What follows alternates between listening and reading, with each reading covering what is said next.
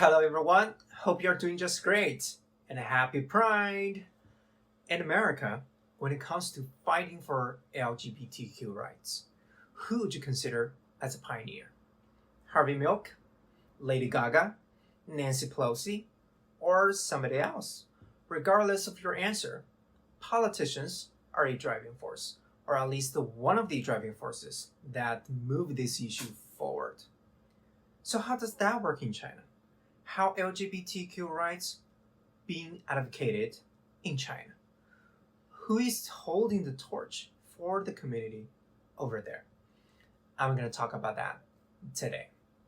Obviously, you don't hear politicians in China talk about gays, much less advocating gay marriage. However, society progresses, at least when you look at from a large time scale. So does Chinese society. So to answer that question, who is spearheading LGBTQ rights in China? I would love to direct your attention to a Chinese woman named Yinhe. Who is she? This is she. Yinhe is a sociologist, sexologist, and an activist for LGBTQ rights. Born in 1952, Yinhe went to a Chinese university and graduated in 1977.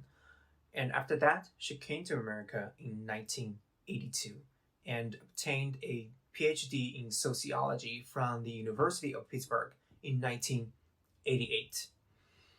She's a professor with Chinese Academy of Social Sciences, a big deal. Professor Lee's, by the way, Lee is her mother's maiden name, so you can see that subversive attitude over there. The areas of her study include homosexuality, diverse sexual behaviors, and women's study. Her personal life, very interesting. She was married to a renowned Chinese novelist, Wang Xiaobo, who unfortunately died at a young age of 45.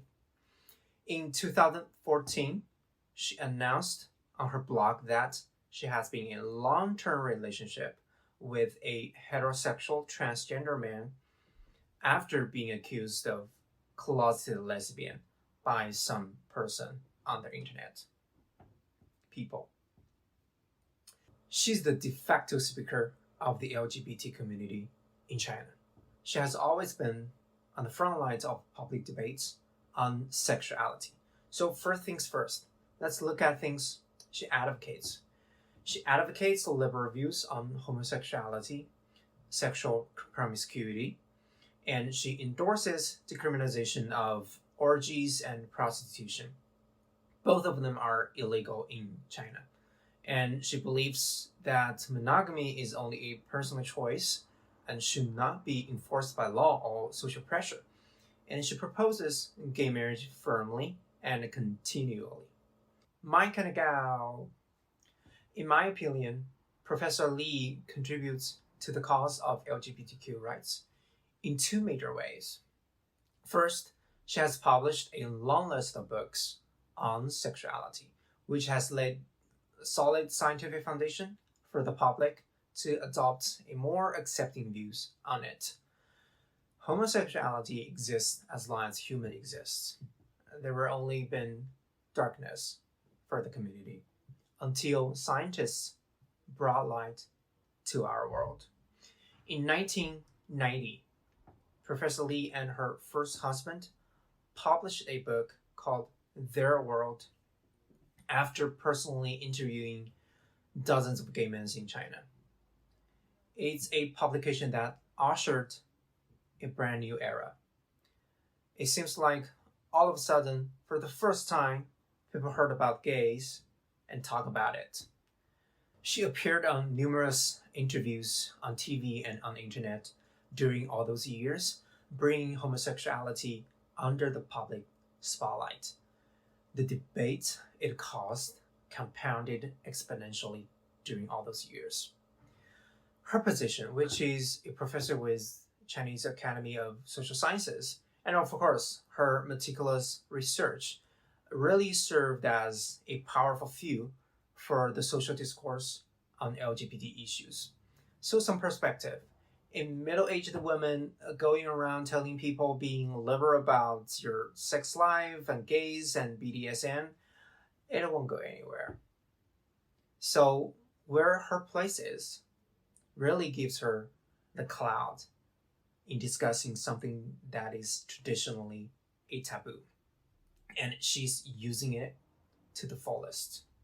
Secondly, she crafted a written gay marriage proposal, and she submitted to various representatives of NPC and CPPCC.